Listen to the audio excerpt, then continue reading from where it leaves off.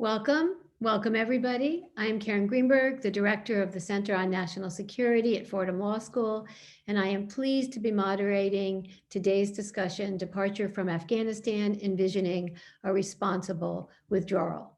Since the middle of April, when President Biden announced the full withdrawal of US troops from Afghanistan, and then NATO announced its withdrawal, controversy about the decision has raged among experts, officials, former officials, public intellectuals, and many voices both at home and abroad.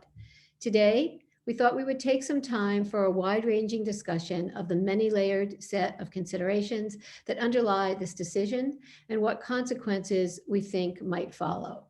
What will this mean in terms of the Taliban? What will this mean for Al-Qaeda? What will it mean for women in Afghanistan? What will it mean for society in general in Afghanistan? What will it mean in terms of the balance between security and justice, locally, regionally, and internationally? And so these are some of the questions we'll try to get to today in our 1 hour time frame. With us today to talk about this, the expectations, the consequences of the withdrawal, are three wonderful experts. Colin Clarke is the Director of Policy and Research at the Soufan Group and a Senior Research Fellow at the Soufan Center. Until recently, he was a professor at Carnegie Mellon University and a Senior Political Scientist at the RAND Corporation. Asfandyar is a fellow at the Center for International Security and Cooperation at Stanford University. His research interests include international relations of Southeast Asia, political violence, US counterterrorism policy, and more. Candace Rondeaux directs New America's Future Frontlines, a public intelligence service for next generation security and democratic resilience. A journalist and public policy analyst, she is a professor of practice and fellow at the Malikian Center for Russia, Eurasian, and East European Studies and the Center on the Future of War at Arizona State University. Our fourth panelist, Muska Dastagir, is unable to join us today. So, panelists, let's begin. For those of you who are listening, please feel free to put your questions in the Q&A and we will get to as many as we can. So starting with you, Colin, give us your overall assessment. I know you've written a lot about this, but I know things are changing on the ground and in Washington almost daily, if not hourly. Yeah. How do you assess the withdrawal from Afghanistan and what are your biggest concerns today? Well, thanks so much, Karen, for hosting this event. And thanks to the Center on National Security at Fordham Law and to my fellow panelists who I have great admiration for and follow quite closely. If you're looking for good news today, I'm probably not the right person to give it to you. I'm extremely pessimistic about how things are likely to play out. I think that a US withdrawal, and I've been on record, and Asfandyar and I have co-authored a number of pieces recently, sketching out exactly what I think the next 6 months, the next 6, 12, 18 months will look like in Afghanistan. I think much of the US withdrawal precipitates an eventual collapse of the Afghan government. What does that mean for the country? I think it's good news for the bad guys and it's bad news for the good guys. Who benefits? Number one, obviously the Taliban, gaining more control over areas within Afghanistan. We've seen Taliban militants pressing an offensive throughout various provinces in the country. That's happening at the same time that we've seen a decrease in the number of police checkpoints and basically an overall kind of force posture by Afghan security forces. And so this is something that's been happening incrementally. It's now gaining momentum. And I think we're approaching a point, sometime by the end of this year that we're likely to see a pretty significant Taliban takeover of really major districts and large swaths of provinces in Afghanistan beyond what we've seen already. That's good news for Al-Qaeda because the Taliban has actually never even attempted to feign a break with Al-Qaeda. There are a lot of people that, you might call it wishful thinking. Others might call it naivete when they talk about the relationship between the Taliban and Al-Qaeda, but I've seen no indications that the relationship is frayed. And with a US presence gone from the country, I expect that relationship to only grow more robust. And it's beyond just Al-Qaeda. I think this really opens up opportunities for a number of jihadist groups in the region, to include the Islamic State, which has been hampered in Afghanistan. But if we look to the recent attack against a girls' school in Kabul several weeks ago, that's a classic IS target. If you look at the sectarian nature, if you look at the kind of symbolism of that attack, and it was devastating. And that's unfortunately something I think we're likely to see a lot more of.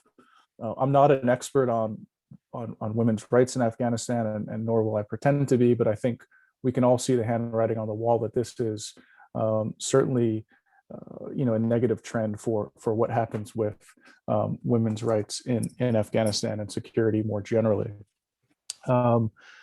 What about the logistics of the withdrawal? I mean, that's something that both Asfandyar and I have spoken about, and I'll leave quite a bit of that for him to talk about, because I think he's the real expert on logistics and basing, and I've learned a lot from him just having these conversations and working together.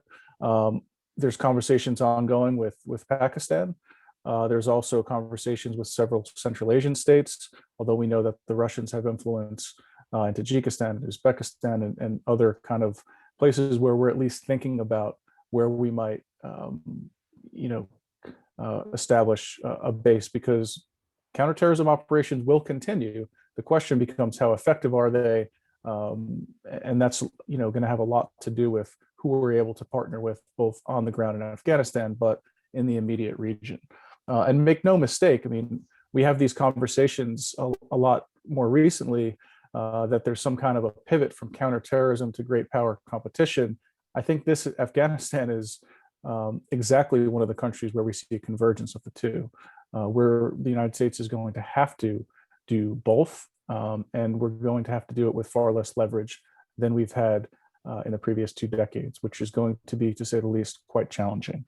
There's a number of other interesting things that we can get into throughout the course of this discussion, including how an increase in extremism in Afghanistan might have a similar effect across the border in Pakistan, and what the Pakistanis do about that, as well as a resurgence of some of the groups operating there. So I think I'll leave it there for now, and looking forward to hearing what my fellow panelists have to say, and then to a robust question and answer session. So thank you.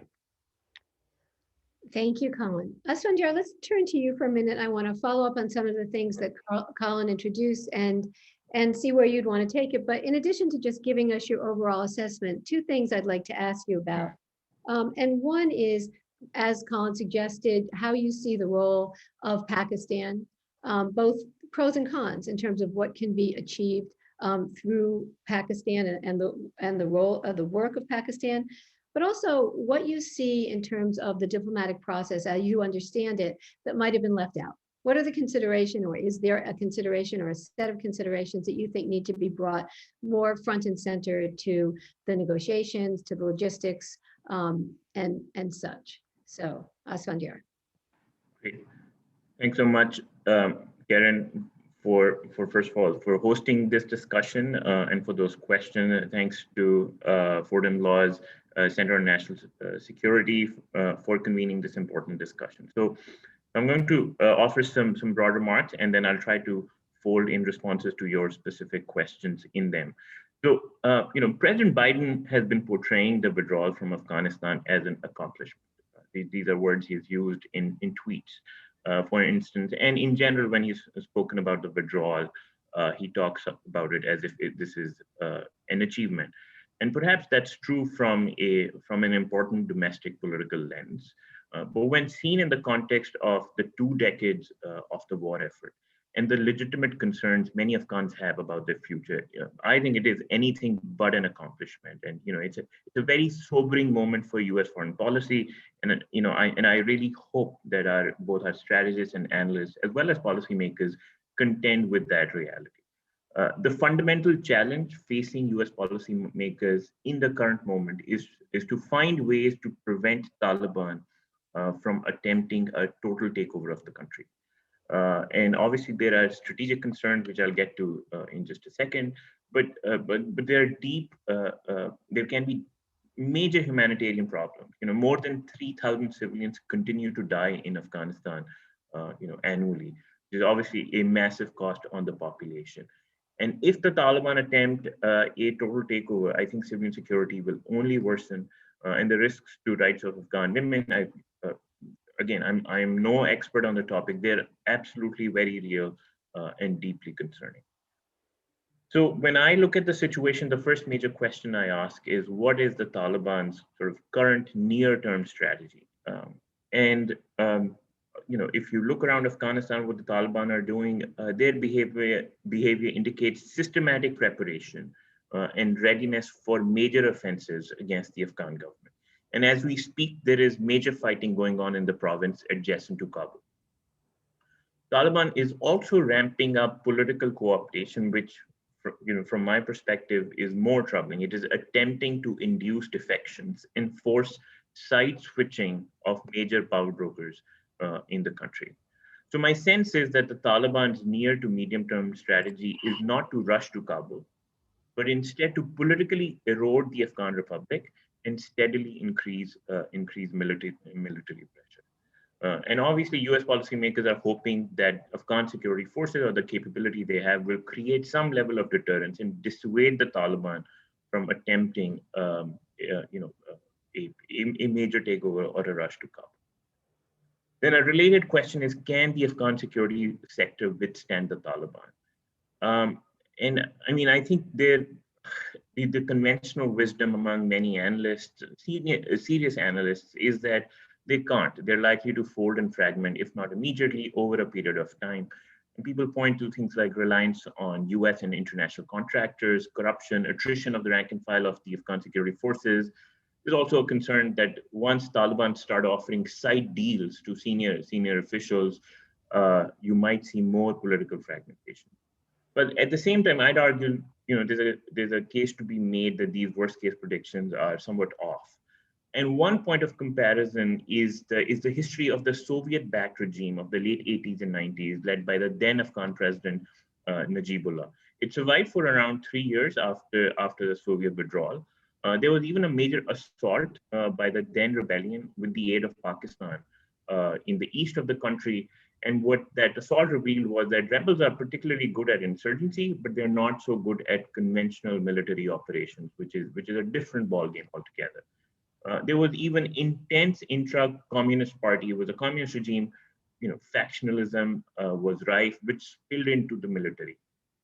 And the government only collapsed after Soviet funding dried up. And there was last-minute side switching of a key ethnic militia aligned with the then president. All of this is to say that I think the security sector's collapse is not overdetermined. This is where I disagree with a lot of the wisdom that exists out there. And I think the real question is how Afghan leaders, especially President Ghani, will navigate the internal politics that he confronts. Okay, so that's the Afghan side of the situation. What are US options? And this is where I think the discussion of Pakistan will come in.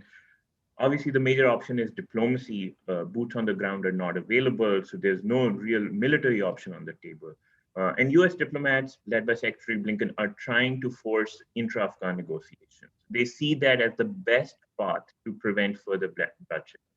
And US diplomats appear to be working multiple verticals to influence the Taliban. They're offering some positive inducements for sure, like they're saying we will revisit UN and US sanctions against the Taliban if the Taliban negotiate, and this is something that the Taliban want. They're pretty insistent on it. They're also offering aid to a Taliban-dominated government, which might result, due to these intra-Afghan negotiations. But then they're also threatening some negative sanctions. US government is putting significant pressure on Pakistan through multiple channels. They're putting, as I understand, they're putting pressure through the British government. They're also putting pressure on Pakistan directly. There are no aid flows to Pakistan these days. US has also roped in some Middle Eastern countries who are pressing Pakistan, and the ask of Pakistan is to press the Taliban, convince the Taliban to negotiate. So it remains to be seen if this effort will be successful. US leverage over Pakistan remains limited. Pakistan is allied with China. Pakistan also has deep relationships with the Middle East. So, Pakistan has some room to shield itself. But for now, Pakistan is nominally responsive from, that's my understanding from speaking to some policymakers. And then the second major sanction or threat that the US is putting on the table is that it's telling the Taliban that if you try a military takeover, either steady or a more swift one, US government will banish the Taliban as an international pariah, that it will sort of revert to the 90s.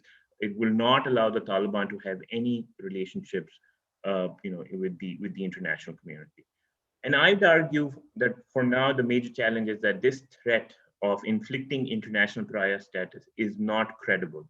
Taliban has ties not just with Pakistan today, but with Russia and China, and due to which the Taliban leadership appears to think that they will not be as isolated as they were in the 90s if they don't work with the US.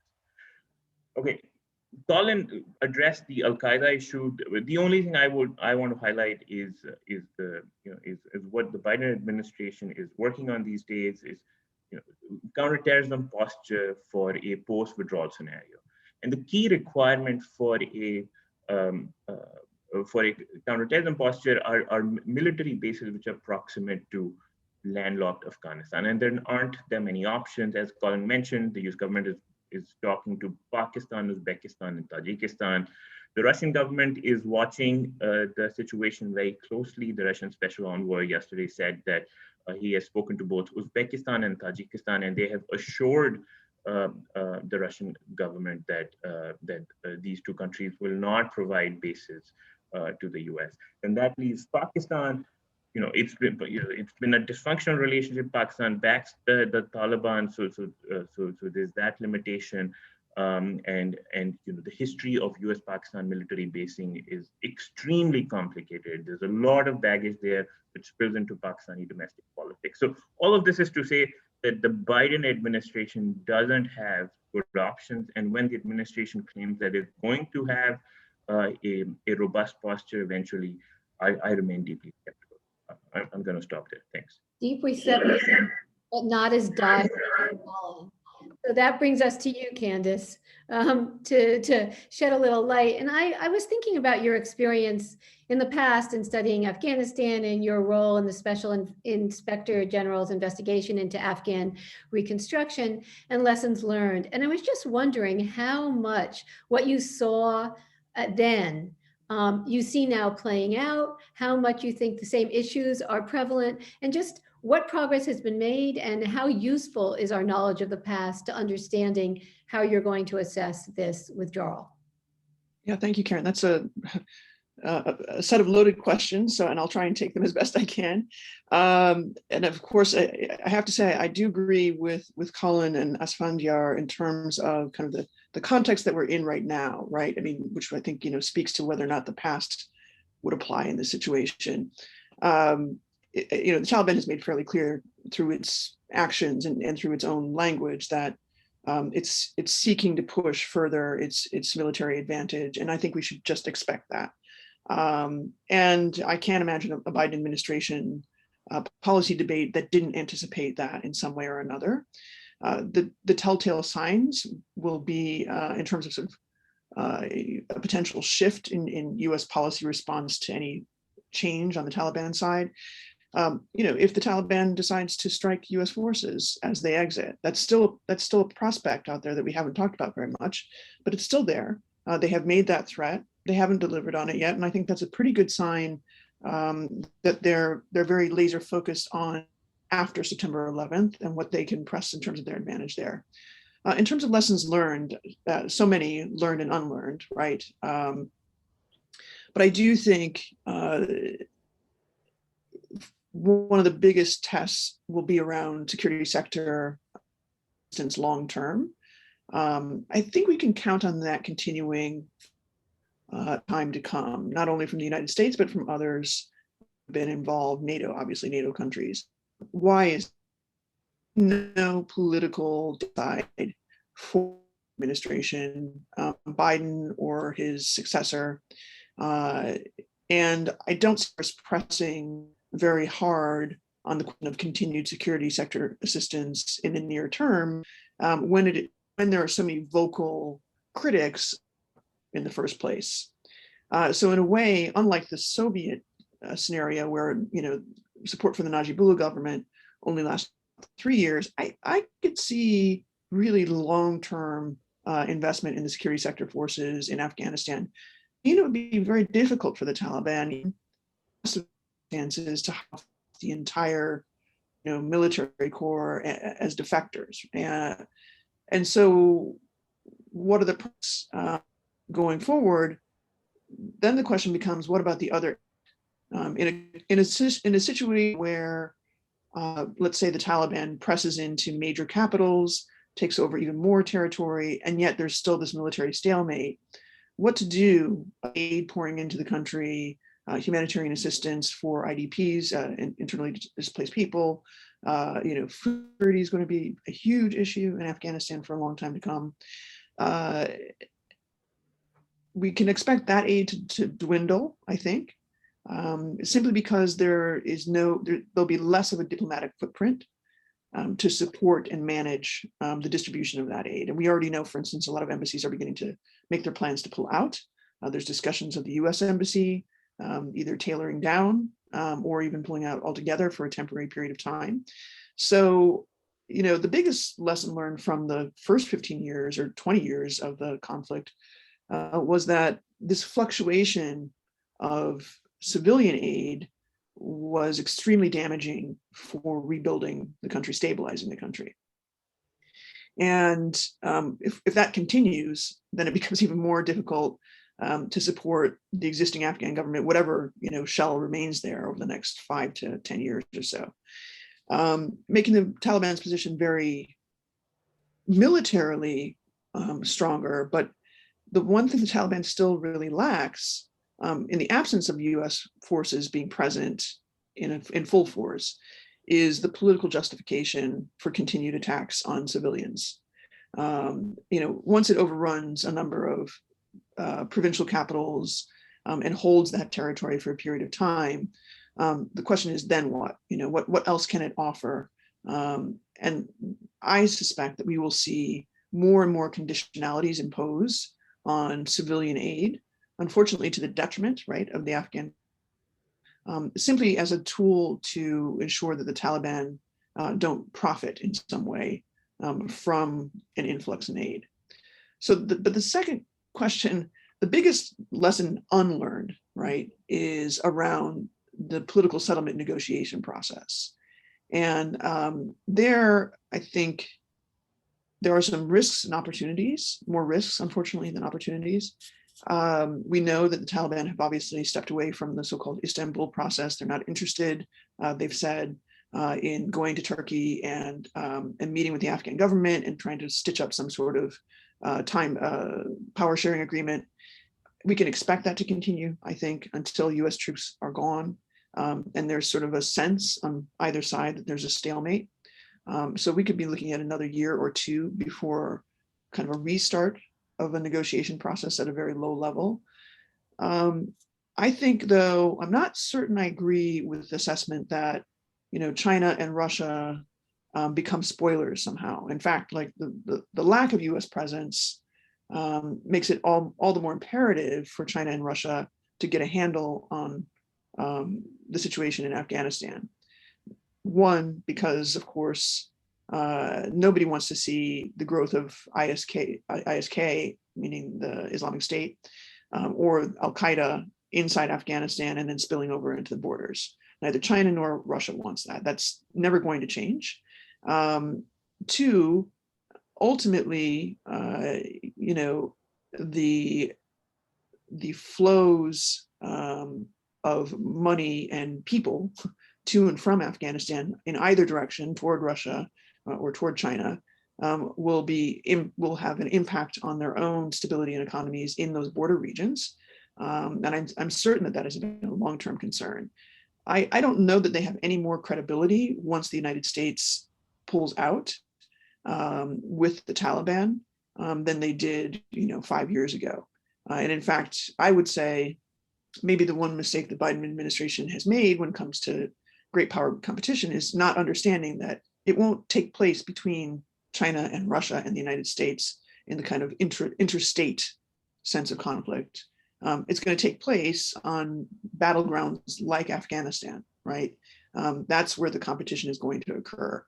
So, one last regional factor that we haven't touched on, and then I'll be quiet, is the Iran factor.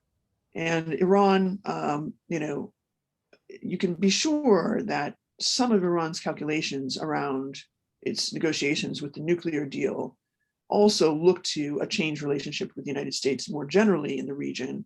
Iran is, I'm sure, deeply concerned about its constituents in Afghanistan, particularly the Shia population. The attacks on Shia schools, as we saw, right, with the girls' school recently, that's a serious issue for Iran. And where I would be more concerned is Iran beginning to kind of hive off its own new, or reviving, I think, old networks in order to counter the Taliban, and that kind of leading to even more conflict escalation that Russia and China haven't yet even calculated for. Where do you see, I'll follow up with you and then we can ask Asfandyar and Colin as well, but where do you see the UN fitting into this conversation? And perhaps one of our questioners asked the EU. I mean, what about the international, bloc presence? How do you see that playing a role or not? Well, I mean, UNAMA has a very tough mission now. On the one hand, it's sort of what many experts like myself have been calling for, which is a greater UN role in facilitating a negotiation process. Now the moment has arrived. Unfortunately, the political will of all the other stakeholders, especially regionally speaking, isn't what you would want or would expect. And the UN has always struggled with political policies. It has done very well with humanitarian assistance, with human rights monitoring and engagement, and even engaging the civil society in general. But this is a moment where the UN doesn't have the kind of political heft behind it that one would want for a situation like this. And I will say that some of the personalities who are serving as envoys to the region, have some historical baggage that make it even more difficult for the UN to kind of facilitate a political negotiation process. So I think the UN's in a bind, and will be again for a long term. The EU is a very important player, and I think we often kind of forget how important they are. They're important because they're viewed as slightly more credible than the US. They have engaged civil society in ways that are much more robust, and I think ecumenical in the sense of engaging diverse parts of civil society, not just exclusively those that speak English or otherwise. So I think the EU can continue to be an important influencer, especially in terms of conditionality of aid. It is going to be a very big donor continually. And that conditionality of aid could help with brokering with the Taliban. So those are very important players, but very different positions in terms of the long-term trajectory, in terms of their influence on a political settlement. Colin and Asfandyar, I'd like you to address that same point, but maybe add another dimension, which is, while the troops are pulling out, we don't really know what's happening with the non-military groups that are there, non-military agencies that are there, or do we? And how that's going to play into the overall, who's going to fill the vacuum, how is this going to impact on other agencies, other international and foreign agencies and presences. So Colin, can we start with you? Yeah, sure. Well, I mean, if you look at the recent announcement by the Australians that they're closing their embassy, I think when we see these types of events, there can often be cascading effects, because others then look and say, oh, maybe they know something we don't. As the security situation deteriorates, it's simply just not going to be safe for international agencies to be there on the ground. We saw what happened last year with Doctors Without Borders, right? And so the more incidents you have like that, the more momentum there becomes for aid agencies to simply kind of pull out and say, we just can't do this. I do want to also go back to one of the questions to what Candace said on Iran, because it's a topic I've thought about quite a bit. I had a piece in Foreign Affairs last summer with Aryan Tabatabai, basically, asking this question: what does Iran want in Afghanistan? And I think, I look at Iran the same way I kind of look at China and Russia. There's some people that say, all these countries just want to make things difficult for the United States. And I'm not sure that we can assume that. I mean, because I think of, the old saying, be careful what you wish for, you just might get it.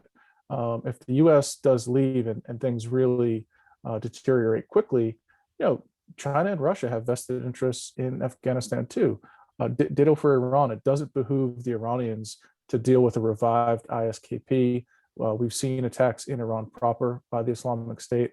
And so really, stability in the main and in the near term is something that I think all regional players have a vested interest in. The question becomes, how do we get there? And that's a lot more difficult in principle, particularly with a reduced US presence.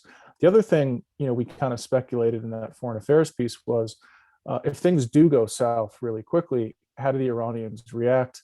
And we mentioned the possibility of Iran redirecting some assets from Syria, where they've been training Afghans, right, and kind of using them now as proof of concept. And we've even seen some Iranian military officials say as much, in public. So I don't think we don't even have to speculate. We know that that's something that they're thinking of. And then, you get back to what Candace said, which I very much agree with: great power competition not being something that takes place, on this chessboard as we imagine it, but through proxies in conflict zones. And again, where the US has less and less influence than we had for the past 20 years. And I think that's something that is going to take a really serious adjustment to deal with. We're used to being able to move in Afghanistan and kind of throw our weight around.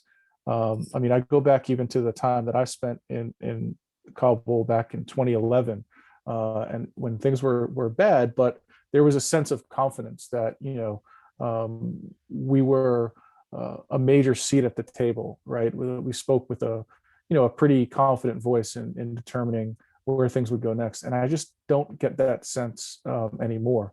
And I think that's part of the withdrawal, is kind of backing out and accepting that we may want certain objectives, but they're going to be really difficult to achieve. Asfandyar, you want to talk a little bit about Iran and how you see Iran here? And also I'd like to know how you think about what Candace said about the EU. Does the EU have an important role to play here? So on both those things, can you weigh in? Sure. So let me start with the EU, and I'll fold in the Iran angle, in that. So I think EU has an important role. It has an important role as provider of economic aid going forward, especially as US aid starts to come down. I think there's a hope that EU will sustain current trajectory, or to the extent it will lower its aid, it will not be too dramatic. EU also has the power to sort of rally Kabul politically. I think when there is friction, when there's fragmentation, EU has traditionally played a helpful role, and the EU can continue to do that. It has relationships with like all sides of the Afghan Republic. But at the same time, I'd argue EU undercuts US leverage as well. A lot of Afghan actors are able to stick to their guns just because they have these relationships, independent relations with Germany, France, the Netherlands, and so on and so forth. So it's on balance, it's a positive role that the EU plays in Afghanistan, but there are some negative downsides. Ultimately, however, US has the most power to sort of shape this process. Like, just US is this giant gorilla. You can't, there's just no way that the UN independently or other countries, one or two other members of the P5 at the UN can somehow take over this process, or the EU can somehow lead on this. They can't. It has to be the US, and the reason is that the US has the most leverage with all the intra-Afghan parties, actors within the republic, as well as the Taliban. The Taliban, most of the things that the Taliban want are things that only the US can provide or withhold. And then the region as well. So who are we talking about in the region? We're talking about Pakistan. Pakistan's beef is primarily with the US.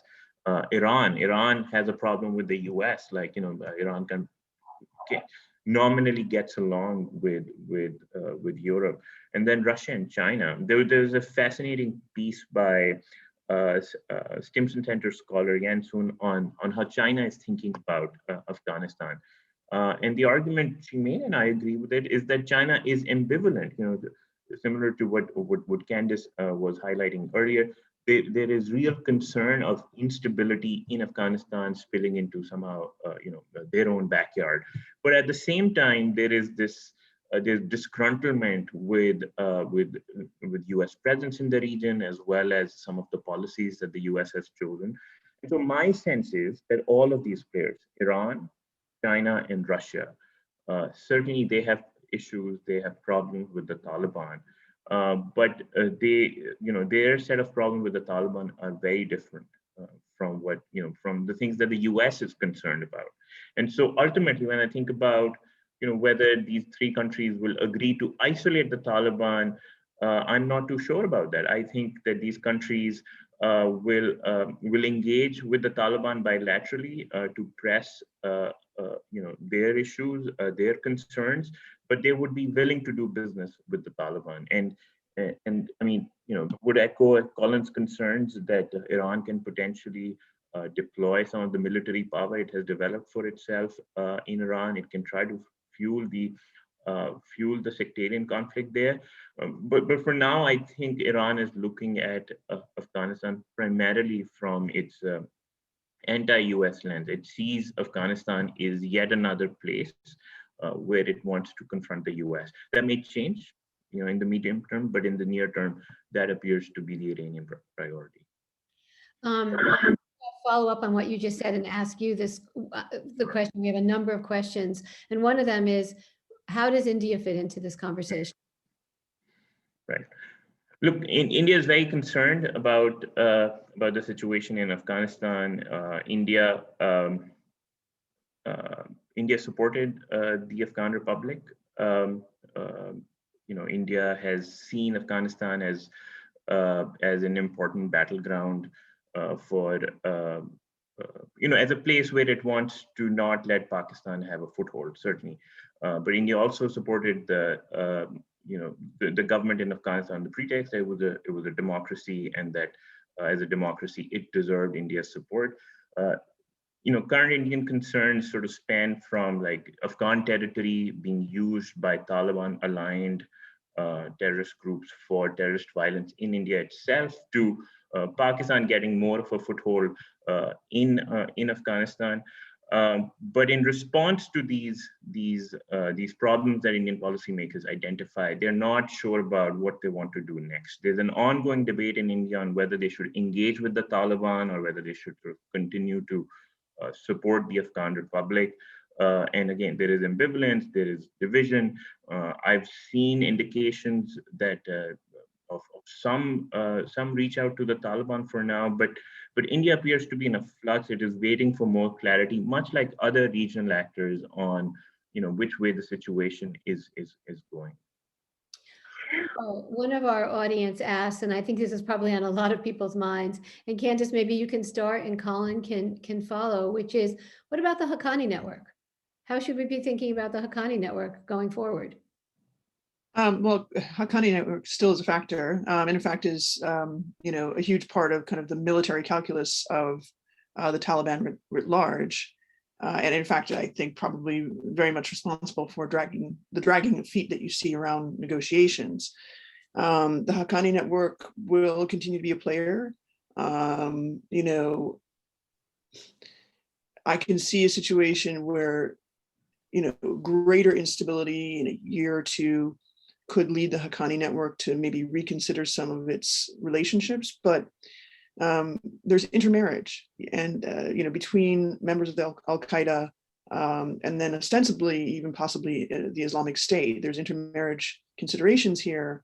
So the Haqqani Network has no reason to move its positioning vis-a-vis opposition to any foreign presence in Afghanistan. Pakistan is quite happy to keep using them as an extension, right, of the ISI in some ways. I don't think anything changes as far as the Haqqani Network goes at all. In fact, and what leverage is there at this stage? There may be some continued leverage on sanctions, but like what else is there exactly? They've already been kind of routed of all their assets and their ability to travel, and I don't see that changing anytime soon. Colin, would you agree with that?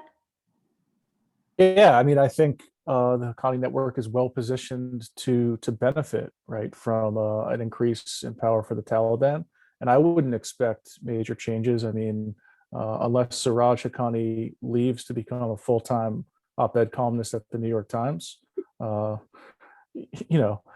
kidding aside, I think the Haqqani Network has played this quite well when they need to conduct a spectacular attack that throws the Afghan government off balance and shows that they're incapable of providing security. They can do it, and they can do it with impunity. When they need to kind of lay low and wait for the Taliban to make progress politically, they can do that too.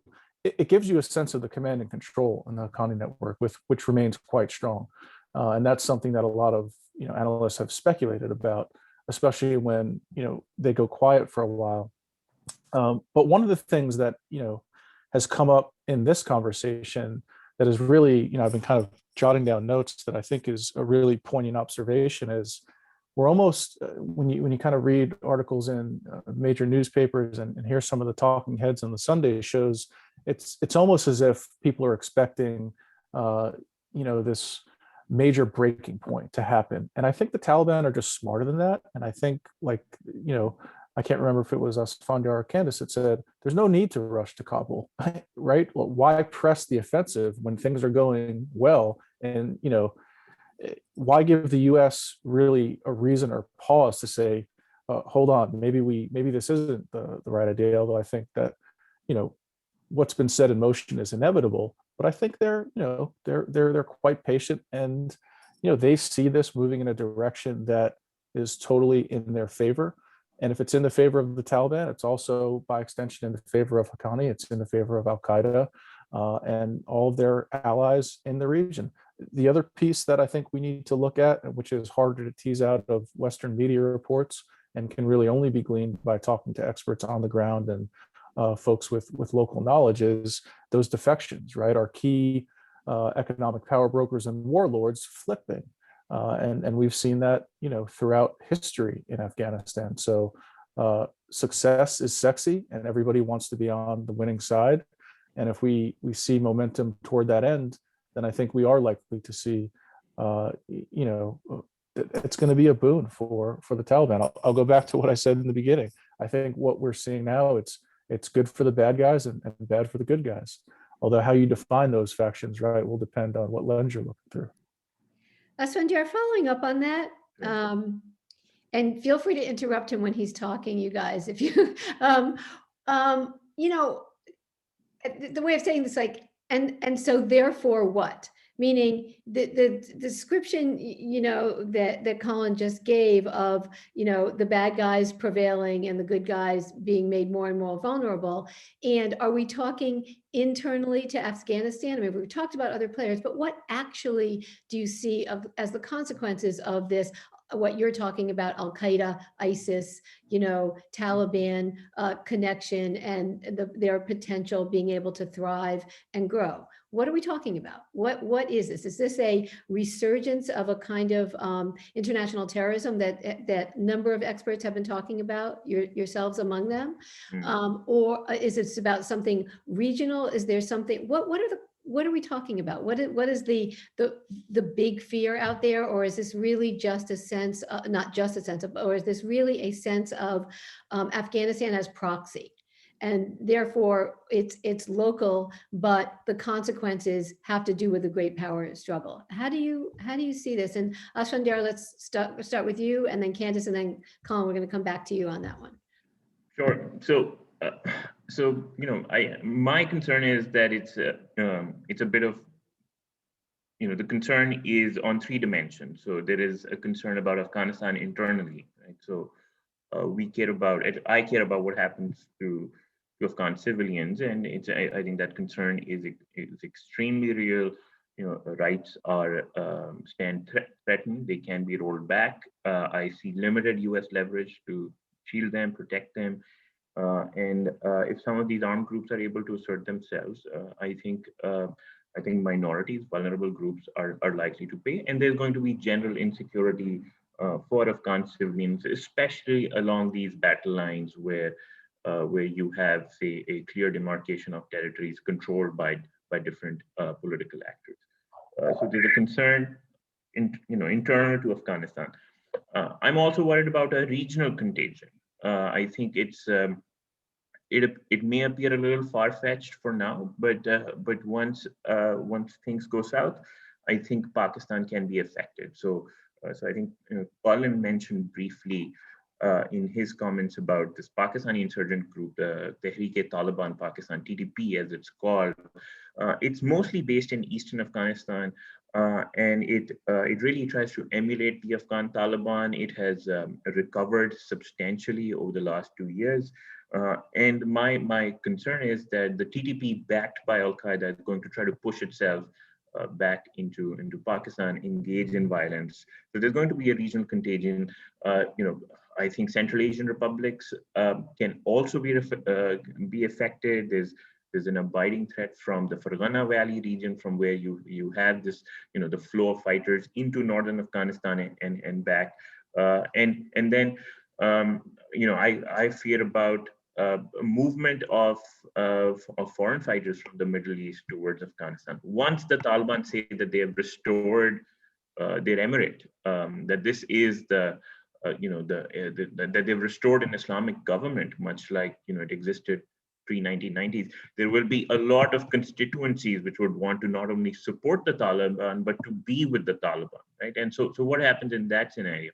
And I think that's where the threat of international terrorism once again becomes a little bit more salient. But for now, it's hard to say if the Taliban are going to be welcome. If the Taliban are going to welcome some of these fighters or movement of people from the Middle East. So that's an important dimension I continue to watch. Candace, I'd like you to follow up on that, but I want to ask you something else as well, which follows on a couple of questions we've had, which is, Asfandyar talked about general insecurity within Afghanistan. And I know you've given some thought to this, and I'm just wondering about, do you see as part of, how to locate what the dangers are, what the consequences are, the consequences of just more and more insecurity in the region, and what we know about that? And I'm curious to your thoughts about that. Yeah, I mean, it's a really good question. I mean, as we're talking, I'm conscious of the fact that we're talking a lot about the combatants and not the people of Afghanistan. Yeah. You've got 33 million people there. Not all of them are combatants, right? And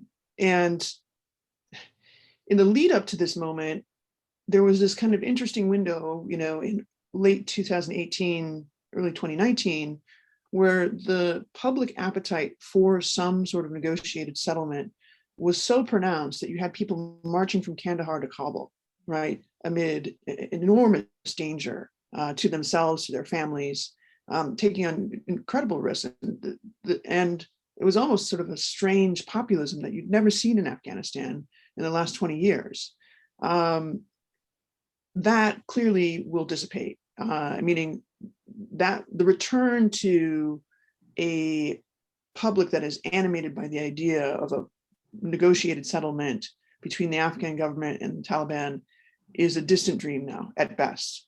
And one of the reasons also for that is because part of the Taliban strategy seems to be picking off potential critics. We've seen, escalations of targeting of journalists, of civil society members who are, demanding a negotiated settlement, making demands for victims to be integrated. And it's not just the Taliban. I mean, I think we have to be honest. There is one reason that the targeting hasn't been claimed is because others see that as an opportunity to kind of confuse the picture, right? I mean, there are lots of people who would happily take out an Afghan journalist. So when you start to kind of look at it from a civil society, just Afghan public perspective, the biggest challenge for the region will be migration. And their TTP, I agree with Asfandyar, could really pick up a lot of steam. If we see flows of Afghan refugees enlarged over the next, 2, 3, 4, 5 years, people who are kind of out of sorts and have nothing else to do could become a good recruiting ground for TTP and others in the Pakistan border regions. I certainly think that the Central Asian republics are already beginning to see those trends come to life now, right? Certainly in Tajikistan, the flows northward, especially of Shia Afghans, have enlarged over time. So what does that mean? It means it becomes incredibly difficult to rebuild under any circumstances, no matter where we land here. The Taliban wind up with a hollowed out country, right? So they may be in control of it militarily. They may even have some administrative control at the provincial level. It is, I think, highly unlikely that in the near term, they would have national level administrative control over much of anything, simply because it's dollars that are flowing into the country and then euros flowing into the country. And those are easily cut off, right? The minute the conditionalities just don't provide. So, but of course, that's kind of a vicious cycle that will set off, right? Because less funds for this hollowed out country that is unstable means a lot more migration. For a while there, Syria was the biggest, cause of migration around the world. I think, and Afghanistan was running a close second. I think we'll see a total reversal of fortunes here. I don't think Europe or Russia or China has prepared for that reality. I think Iran certainly has. I think Pakistan understands it because they've dealt with it before. But that reality is one that will only be compounded by other types of migration. And that will really complicate their domestic political situation. And I don't see in the Taliban leadership a level of sophistication in terms of then the calculus what, right? Like what happens when all the players that have been kind of playing nice with us get tired of playing nice with us. You're all painting a rather increasingly, distressful situation. And so I'm just wondering, Colin, I want you to weigh in on this conversation, but I'd also like you all to weigh in before we go home for the day, or if we are home, stay home for the day. If you could just weigh in on, if you had a magic wand and, the President Biden or the UN or the EU, pick your place, or some other entity came to you and said, here's one thing you could do that you're not doing that you could do, what would that be? Rather than just how we see it playing out, are there fixes that you can articulate that are specific rather than, the whole basket of things? Colin, unfortunately, you have to answer that hard question first. Sure. No, I think, the area that I've looked at the most closely for the better part of the last 2 decades is this connection to transnational terrorism. There are people that say, leaving Afghanistan is the right thing to do because it's not a direct threat to US national security and we can mitigate the threat. If Al-Qaeda and other transnational terrorist groups are out of that picture, that's more plausible to me, but they're not. So I'll go low-hanging fruit. I would, I'd use my magic wand to actually make a reality what policymakers have told us over time, which is that Al-Qaeda is a shadow of its former self and it's defeated. I don't think that's the case.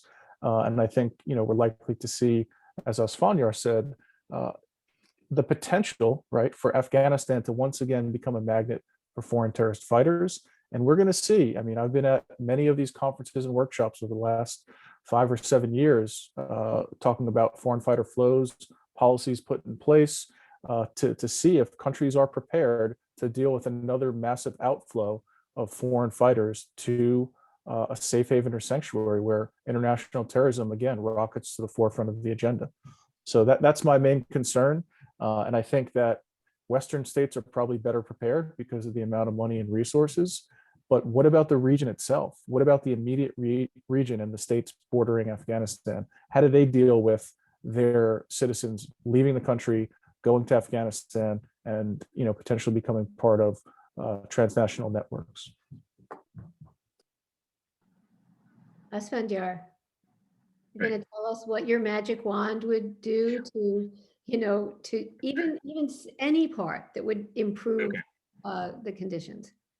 Right. So I mean, I think the real tool at hand is diplomacy, and the administration is certainly trying, is being creative, but at the same time, I feel they try to do too much. I think they bungled how the withdrawal decision, at least as how it was announced, and the attempt to broker these talks in Turkey. I think there was a lot of conflicting messaging and things that were being asked of the Taliban as well as the region and other international actors. So given that, I would tell the administration to level with the Russians and Chinese on the future of Afghanistan. I think there is an ongoing discussion, but it needs to be really elevated, right? And it needs to take place at the level of principles, not at the level of mere special envoys. President Biden is going to be meeting Russian president at the U.S.-Russia summit. I really hope Afghanistan is on the agenda, right? So there's some renewed high-level diplomatic interaction with the Chinese. I hope Afghanistan is on the agenda because, I mean, really, I think the administration is right to identify this threat of turning the Taliban or the Taliban-dominated government into an international pariah as the kind of threat that the Taliban are likely to be responsive to. But that threat has to be credible, and for that threat to be credible, not just the U.S. but the Russians and the Chinese have to sort of talk in the same way as the U.S. is threatening the Taliban. So more diplomacy with these two countries, and perhaps in this grim scenario or emerging situation of a great power competition, Afghanistan can be a place where these three major powers cooperate. And so I hope the administration sort of does more on this front. Candace, I want to hear what you have to say, but also, just sort of getting our arms around the civilian population in Afghanistan. And is there, I mean, I want to hear what you have to say about anything, but I'm really concerned with, do you think there's a way to, in a policy prescription, and not just wishful thinking, to make things better, whether it's for women, for girls in schools, or for society in general? Is there something that could be added perhaps to the diplomatic framework, in fact, that Asfandyar is talking about, something you see?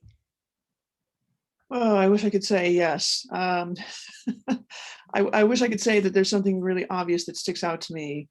There are, some things that are under discussion, and I hesitate to even raise it because I feel after so many years of discussion about negotiation and the abuses that have occurred during the war, it's almost wishful thinking to raise the question of victims' rights in this conversation. But we have seen other negotiated settlements and ends to war, Colombia being the best example, maybe not a perfect example, where ensuring that the civilian population has a say and has some influence over the outcome of the conflict has been one of the most important parts of creating a durable settlement. And also empowering women to be part of that conversation, to be at the forefront of that conversation. People have been banging on about more roles for women in the negotiation process, more seats at the table in Doha, for instance, for a long time now. I wish I could say that I believed it was going to happen, but I certainly think that would be one thing that could move the needle a little bit over the longer term. I'll be totally frank, I don't have a ton of hope. I wish I did. The biggest sort of magic wand I would wave is for the UN and for constituent governments in the EU and in the region to give some real forethought to their migration policies, because they're going to need it. They're going to need to come up with a better solution than they have right now, which is a sort of patchwork reactive response. There is no question that the flows will be large out of Afghanistan over the next 5 years. And putting in place now a comprehensive set of policies to protect people who desperately will need it is going to be really key to ensuring that the foreign fighter flows don't become this kind of circuitous path between a displaced diaspora who has to go back to Afghanistan and has no other means of fending for themselves, and then of course a kind of influx from other places, potentially from Syria, potentially from the Middle East, from the Arab regions and elsewhere. We have to be on guard for that. I do think that the migration equation is one of the most underestimated factors in the trajectory of the war over the next 5 years. Interesting, and maybe something that the large power, the great power, can discuss along Asfandyar's, prescription. Maybe front and center. They could discuss, because I think this is kind of known but not spoken about in the immediate present right now. Well, you guys, it wasn't the brightest picture that you all painted, but I think it was really important, and I can't wait to circle back in 6 months and see where we are, and then in a year and see where we are.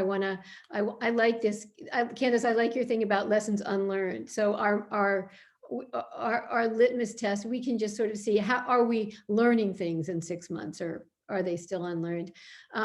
Thank you all for your thoughts. Thank you, Candace. Thank you, Asfandyar. Thank you, Colin. Have a wonderful day. Thank you to the audience. I want to remind you that the latest episode of Vital Interest Podcast, which I host, is up today with Joshua Dratel, discussing criminal justice reform and national security in America. So have a nice day. Thank you all so much for joining and for your wonderful questions. Thank you. Thank you.